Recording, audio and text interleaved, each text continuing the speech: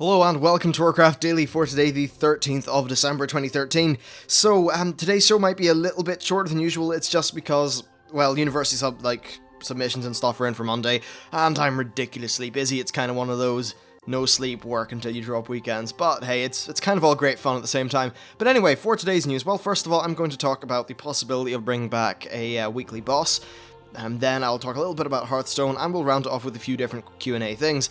So, the weekly boss thingy, what is that? Well, back in Wrath of the Lich King, there was a weekly quest, and it would give you I'm not particularly sure how many, but it would give you some of what was the equivalent of Valor points, and it would take a boss in that expansion, and you just have to go and kill it. Now, this happened mainly, when I was doing in around, I think it was the ICC days, I'm not specifically sure.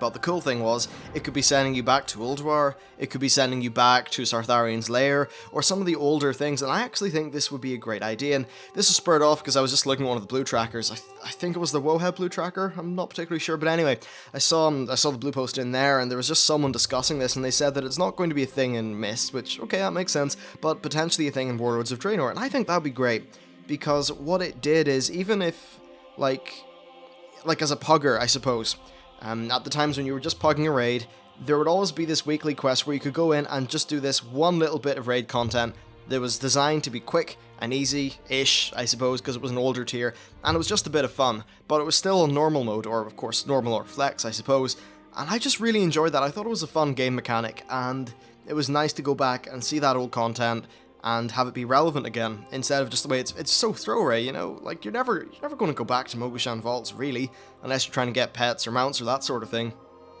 So yeah, I just sort of saw that on the forum and thought, yeah, you know, I really enjoyed that mechanic back when it was in the game, and just thought I should let you all know. Hey, let's make this be a thing. The way they talked about it, they said it definitely could be a thing in Warlords of Draenor, so if true, fantastic. Would it come in the very first patch? Not the very first patch, like on release day? I'm not particularly sure. The reason for that is because there's no old raid to go back to, so it's just randomly giving extra incentive for one of the particular bosses at that tier. I'm not really too sure if that was the main design intent, so perhaps it would come in the first raid patch. But anyway, I thought it was cool. And the next thing we want to talk about is Hearthstone, and Hearthstone is rapidly approaching open beta, and I suppose a lot of people are excited about that.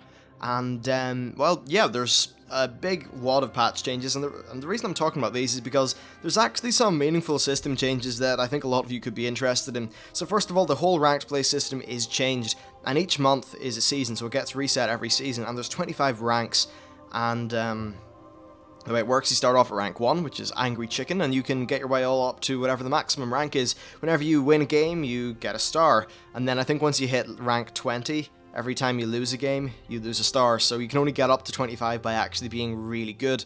And then if you reach the top rank, which is called Innkeeper, you unlock an additional ranking system called Legend, and this is pretty cool. You get this orange crystal in your nameplate, and this will give you your region-wide ranking, so I think that's absolutely just fantastic. It gives a great incentive to get people to be playing more of Constructed, and it's kind of nice to measure yourself up against the crowd, sort of, so that's cool. Also for rewards, they said they're going to be added in the future, such as having alternate card backs and golden heroes and things like that, and just lots of really cool stuff, in my opinion. They've also changed Arena a little bit, so you can now win up to 12 matches, up from 9. That is insane. Wow, if you can win 12 in a row, then either you got really lucky and drew, had a great draft, or you're just, amazingly good. In which case, more power to you. And then finally, they limited the cap of gold by winning games in play mode per day to 100. I think that's fair enough. And the reason I think that's fair enough is because it's, to actually get 100 gold a day from playing games, you'd have to play, I don't have the numbers in my head, but you have to play a crap ton of games, so this is really just to prevent botters or stuff, I suppose. But, yeah, whatever, it's a thing, they can control the economy however they want. Still, I think all these Hearthstone changes are pretty cool, and as this game hits open beta, they are adding more things, like ranked play wasn't very fun, but now that it has this ranking system, there's more of a reason to do it, so I think that really is just a great little slew of changes. They also added in the cool BlizzCon Legendary, the Elite Tauren Chieftain, and having played with him once or twice in my deck, very fun. So yeah, all good stuff. I know a lot of people have been saying, oh, Hearthstone's just pay to win. I'm gonna say, I know that I did spend quite a bit of money, but that was more just for a video. Even before that, I had some very successful decks in 3-star Masters that had 1 or 2 rares.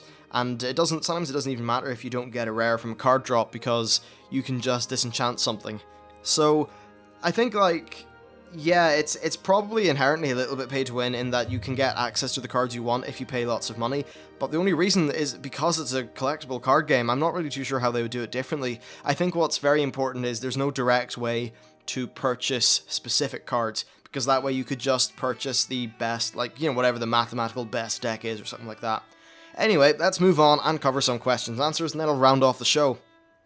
So the first question is from Xerox the First, and he says, what do you think about race-specific architecture in garrisons?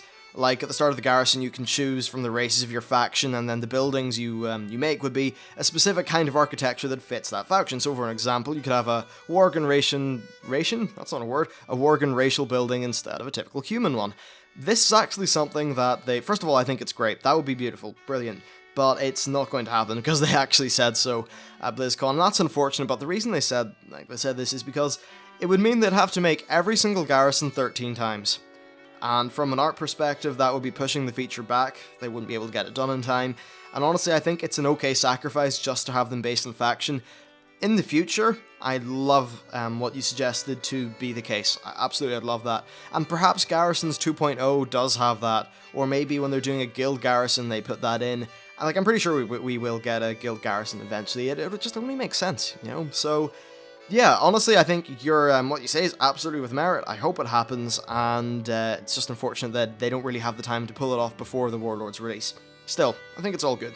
Anyway, the next one is from Connor Van Brussel, I think, and he says, do you think Sigaris will appear in this expansion, even if it's just passing or in a glimpse? If not, do you think we will see him soon? Cheers. So, thank you for the question, and I think, yes, we will see him soon. Whether we'll see him in this expansion, it's very hard to say. If we do see him, I can guarantee it will be in passing or in glimpse, or perhaps it will be the thing at the very end of the expansion. They did say that there's a force behind the things that are going on that we do not know about at the minute, and it will be revealed at the end of this expansion, the end of Warlords, and that is what's going to bring us into the subsequent expansion. So, of course, it stands to reason that this something behind the scenes is a major enemy. Now, could this be an old god? It could be, because we do have some evidence that old gods are not limited to only Azeroth. Could it be the Burning Legion? Well, it could certainly be Kil'jaeden. He is very deceiving and manipulative. And it could be Sigaris, because he's fucking Sigaris and he can do what he wants. So, yeah, I think Sigaris is definitely going to start to seep his way a little bit more into the story. It will be more the thing that they passively show him from time to time in little hint-like ways, so that they have a strong kind of series of breadcrumbs to when they finally do reveal him, which I don't think will be this expansion. I don't think he'll be the main enemy of the next expansion, or perhaps even the one after that, because you have to realize that perhaps the next expansion could be Kil'jaeden and the Legion, the one after that could be N'Zoth, then maybe Sigaris, or maybe then Titans. It's hard to know. They can really take the story in so many different directions expansion-wise.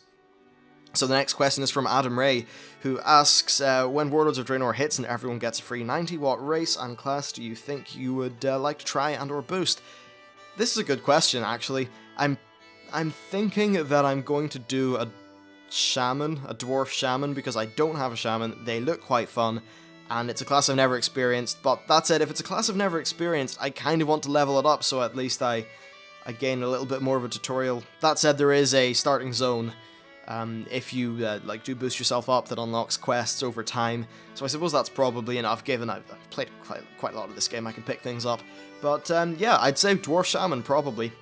Next question, and the final one for the video, is from Brian Paul, who says, can you say if you'll play Battlefield 4 in a video? The answer to that's probably not, because it's a World of Warcraft channel, mainly, and with all the new YouTube things, you probably saw my video 2 days ago.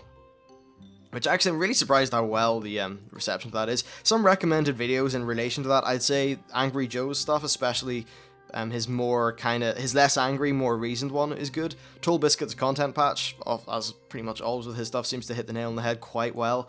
Other people, Boogie2988, like, come on, that guy, he gets the emotion down, you know? Like, he's saying stuff isn't affecting him, but people he knows are just being ripped to shreds, and yeah, he's a great speaker. He's a great guy. Boogie's fantastic. But just with all this stuff, I don't know what EA's policies are, and I'm just going to stick to World of Warcraft, to Blizzard, while it's safe.